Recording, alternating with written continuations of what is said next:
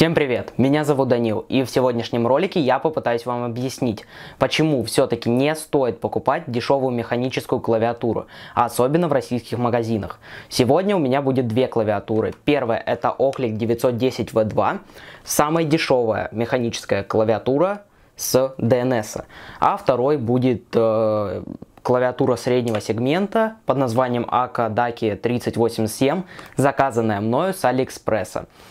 В комментаторы сразу могут написать то, что это неравная борьба, это разные ценовые категории. Но у меня нет задачи выдвинуть АКА и полностью уничтожить эту клавиатуру. В итоге вышло так, что я ее уничтожил. Нет, у меня есть задача объяснить вам, почему все-таки не стоит покупать дешевые механические клавиатуры в наших магазинах.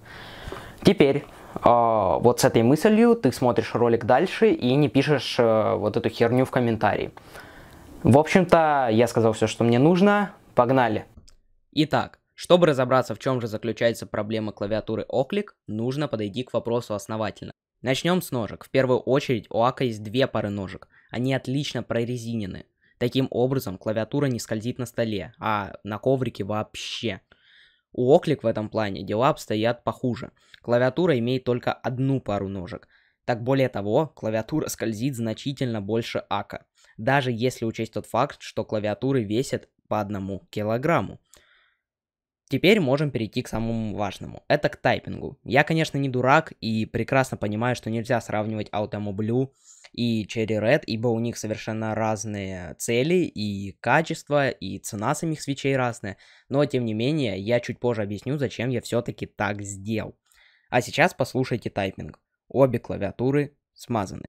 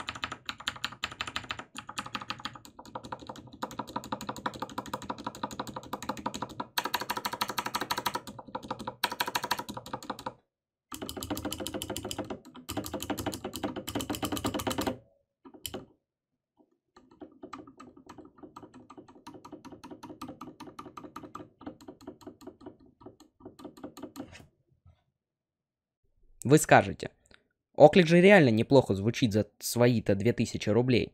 Однако это тот случай, когда смазка делает полработы. К сожалению, у меня не осталось записей с несмазанными стабами.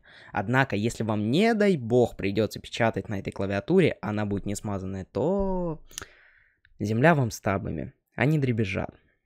Очень сильно дребезжат. Звук мерзкий и противный. Особенно я выделил бы длинные клавиши по типу пробела, шифта и Enter. Перейдем к кейкапам. Да, на Oclick они тонкие марки, а также глянцевые, на них видно отпечатки. Вы можете сказать, ведь на твоих розовых кейкапов не видно отпечатки. Да, отчасти вы будете правы. Однако отрицать тот факт, что на АКА они как минимум тактильно лучше, будет глупо. Они слегка шероховаты, что делает их значительно приятнее на ощупь. К тому же буквы могут стереться. Ах да, я ж забыл. Комментатор может написать, здесь же нет кириллицы. Для меня лично это не проблема. Пускай я не печатаю вслепую, но я наизусть знаю расположение клавиш, так что опечатки у меня случаются редко. А если для вас это проблема, то купите наклейки и нанесите их на кейкапы. Проблема будет решена. Так, вроде все сказал. А теперь перейдем к вопросу сравнения этих двух клавиатур. Конечно, нечестно спрашивать с Оклика за его-то цену. Но как бы не так.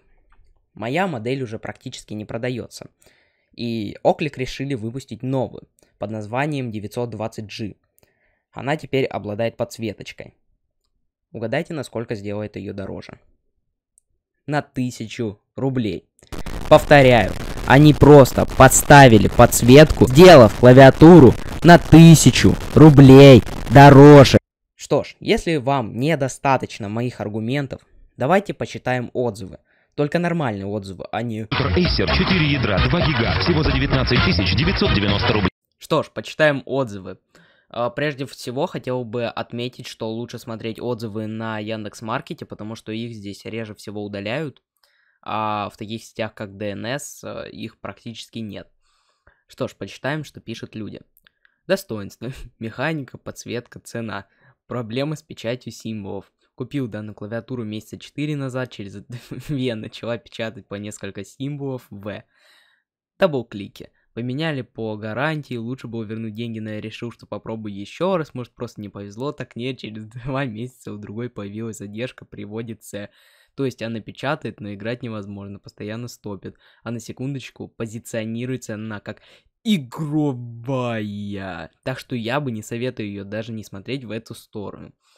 Что я и говорил, Аутему свечи дабл-кликают, не прожив и 2 месяцев. Достоинство, ну просто типа мех-клавиатура. Достоинство подсветка. Через 8 дней по окончании гарантии сломалась. Сначала одни кнопки, потом еще. Не покупайте. Сука. Так, где-то очень близко мое любимое. Итак. Достоинство. Металлический корпус. Недостатки. Свечи Аутему Блю пока нареканий нет, но по опыту быстро ломаются. За такую цену есть Джеймс Данки, в которой прекраснейший Гатерона.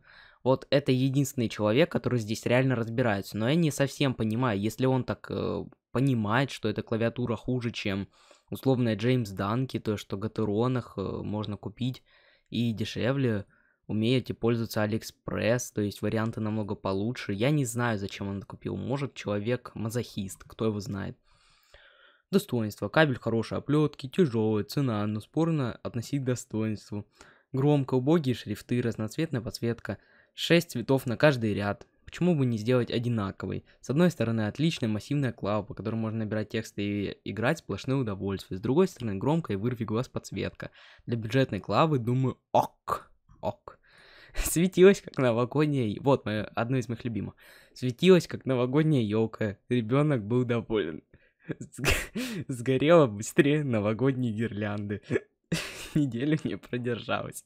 Наверное, нам не повезло с покупкой. Маркировка букв трудночитаемым шрифтом и без цветового различия русского от английского. Возможно, печатающим слепым методом это не проблема. А может, клавиатура для слепых заебись? Может, она для слепых и делалась? Но мне приятнее, как думают и о чайниках. Я бы сказал, что о дурачках. Итак, настоящая механика, дешево стоит, хрупкие свечи, семицветная подсветка, громкие клавиши. При задевании клавиш отломался свич. Подсветка не сок, не RGB, хоть уже вышла с RGB, пожалел, что купил. В общем, китайская клавиатура на отстойных свечах Аутему. Но самое интересное, за эту цену лучше взять Q-Cyber Takael. Как говорится, не понос, так золотуха. За такую цену на Али есть миллионы конкурентов, которые и дешевле, и не хуже, а даже в разы лучше. Я зашел и за секунду нашел NKRO 87. Клавиатуру с PBT даблшот кейкапами, USB-C, гатеронами на любой вкус и цвет, а также с отлично прорезиненными ножками. Единственное, в чем можно сомневаться, это стабах. Но тайпинг этой клавиатуры можно найти на ютубе, а стоит она аж на 300 рублей дороже. Не знаю, как вы, но я бы один раз не поел, вместо того, чтобы есть говно постоянно. Что мы имеем в итоге? несправедливую цену, за которую можно найти аналоги в разы лучше, говно стабы, ненадежные свечи, а также тонкие марки кейкапы. А уж если нужна подсветка, то она также есть в той же клавиатуре NKRO 87. Причем она имеет целых 19 видов цветовых эффектов, если вам это важно, в то время как Оклик имеет только 7. Кроме того, у Оклик нет софта, что является огромным минусом, когда у многих конкурентов он есть. Я не вижу ни одной причины покупать эту клавиатуру за место отличных клавиатур с Алиэкспресса, которые, даже если бы обладали не очень хорошими стабами, все равно бы оставались в разы, еще раз, в разы лучше. Да, может клавиатура придет не смазанной, что, конечно же, не может быть у Оклик, ведь это хорошая компания. Но смазка стоит не более 100 рублей. Так что здесь перед вами я оставляю только факты. Я сказал все, что хотел. А вам спасибо за просмотр. Не ешьте говно, не пользуйтесь говном. Всем пока.